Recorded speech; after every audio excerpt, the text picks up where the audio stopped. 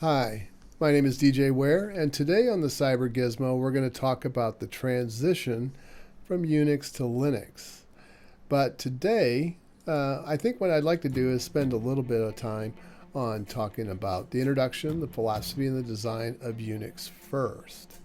And so with that, Unix in the beginning started out at Bell Labs at Murray Hill. And the development started in 1969 and was done by Ken Thompson, Dennis Ritchie, Douglas McElroy, and Joe Osana.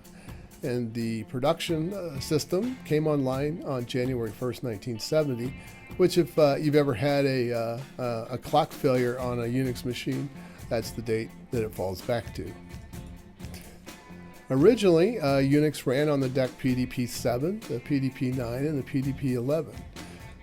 One of the machines, the PDP-1120, was a 16-bit computer with 4 kilowords of memory. That'd be about 8 kilobytes of memory today, a word being 2 bytes. So not a lot of resources available on that machine, and I'm sure that limited some of the initial development that they could do. But Unix got its name from, allegedly, from the Multics operating system. Bell Labs had been a participant in the development of Multics along with MIT, GE, and Honeywell. But Bell Labs at that time just didn't feel that Multics was going to be an operating system that would add much to the Bell Labs business, and so they withdrew from the project. MIT and GE and Honeywell, of course, took Multics on, and it was a success. Even though some people say it was a failure, but it wasn't. It was a success. And meanwhile, Dennis Ritchie returned back to Bell Labs and began searching for a way to do the work that needed to be done. They, at that time, were concerned with, of course, developing code, but also in creating the documentation for that code. So they needed a system that would do both. Now, Bell Labs had mainframe systems that were time-sharing systems at that time, but the turnaround time wasn't very fast, and so they really needed something that was a little bit more interactive and a little quicker to be able to do development. They also wanted a simpler development model so that they could turn around their work quicker. So the philosophy of Unix was to make a program do one thing well. You see a lot of programs today which have a lot of options in them.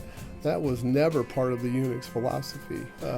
The purpose of a program was to perform a task, and if you needed another task performed, you created another application.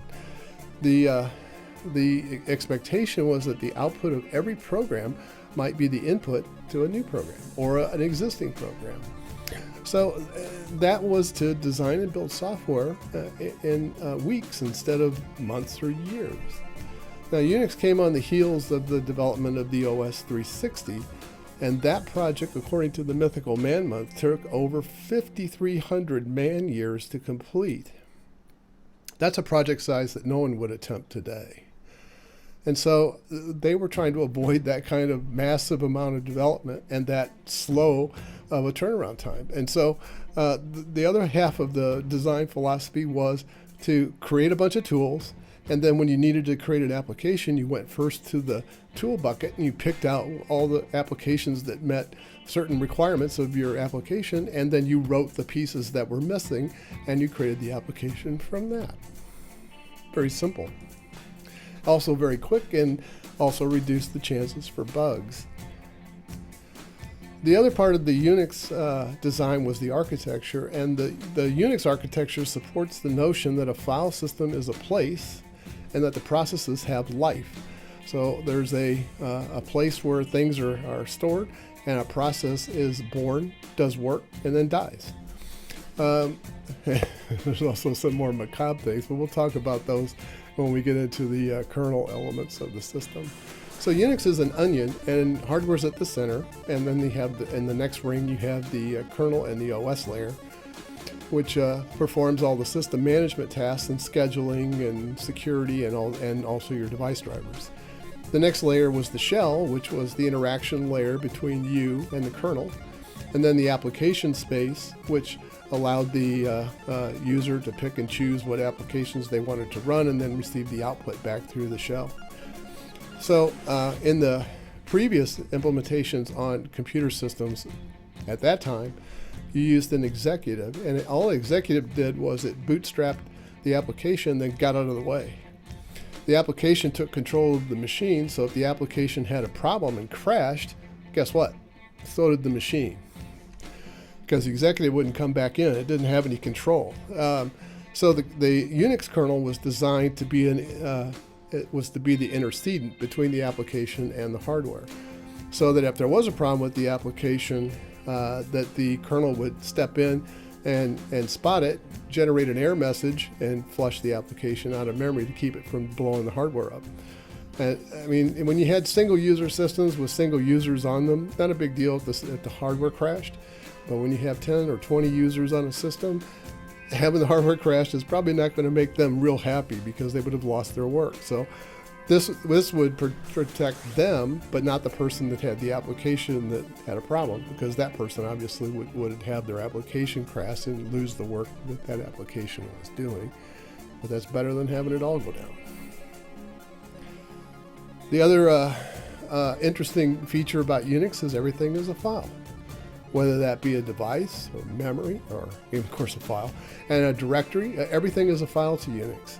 And this allows a wide range of applications to use a wide range of hardware resources or software resources, because even software is a file. Unix files are ordinary. They can contain text or they can contain binary objects. Doesn't make any difference to Unix. It's the application that decides what the file should have. Later years, they made data-driven the emphasis, and that was to allow the data to be recognized by the application, and then the application would take control of that and do the appropriate work that needed to be done. And I guess before I get into this, there was one application that I remember that Bell Labs produced, and this would have been about mid-'80 or so, was the Analyst Workbench, and that helped you put in your requirements, whatever those might be, and then it would help you pick and choose what applications would best fit the type of work that you wanted to do. So it would go out and help you assemble this thing. It would help you, and then it would create some frameworks for you, and then you would fill in the code that you needed to get whatever gaps you still had, and then it would do version control and spin out the app, and done. Pretty cool little system. I don't know whatever happened to Analyst Workbench, but it was pretty neat for the time. Finally, don't hear much of Unix anymore, do you? You don't hear that name bannered around anymore.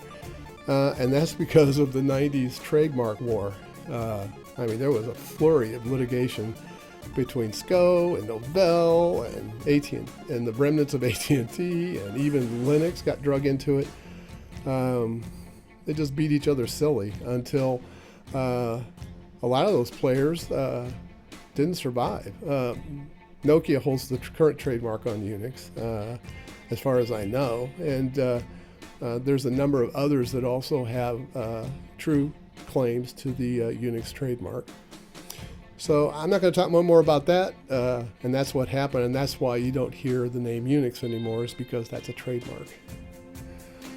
Apple Mac OS is based on an open source version of BSD called Darwin OS. That's actually a hybrid of Unix System 5 and also BSD. It has a mock kernel as its baseline. There's also FreeBSD, OpenBSD, NetBSD. None of those are the same, but they all share a common root with the BSD code. HPE's HPUX is a variant of AT&T's System 5 Release 4. And Oracle Solaris and Open Solaris was born out of a joint project between AT&T and Sun. And that was to take Berkeley's BSD, or Sun OS, as it was called then, and merge it with AT&T System 5. When that was done, let me tell you, there was some fervor. There was some serious uproar in the community.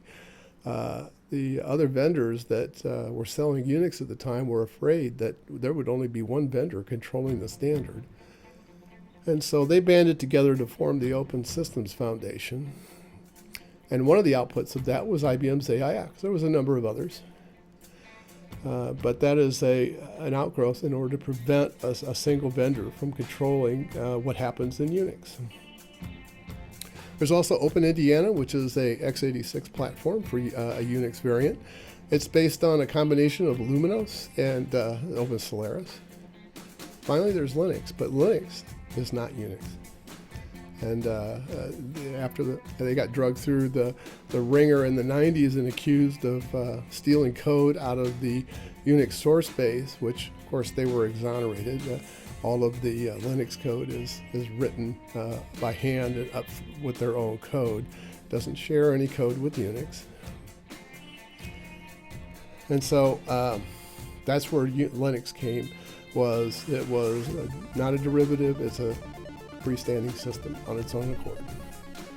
Some of the things I've heard over the years that I always found kind of funny was this one I just heard a couple of days ago, and that is that Unix is an 8-bit operating system. No, Unix is not an 8-bit operating system. The system is far too large to fit in an 8-bit space, although Dmitry Grinberg did accomplish it. He's one of the, I think, founder or author of Palm OS. But he did it a couple of years ago, got it to work, and it only took 2 hours to reach a shell prompt. So I think that was more of a, I can do this, but not practical. Ken Olsen, the chairman and founder of Digital Equipment Corporation, said that Unix is snake oil, and this is during some heated competition between the VAX systems and VMS versus Unix that took place in about the mid-'80s or so. And of course, Unix continued to grow, whereas DEC declined. Ken is also famous for having said that there's no reason for any individual to have a personal computer at home. So,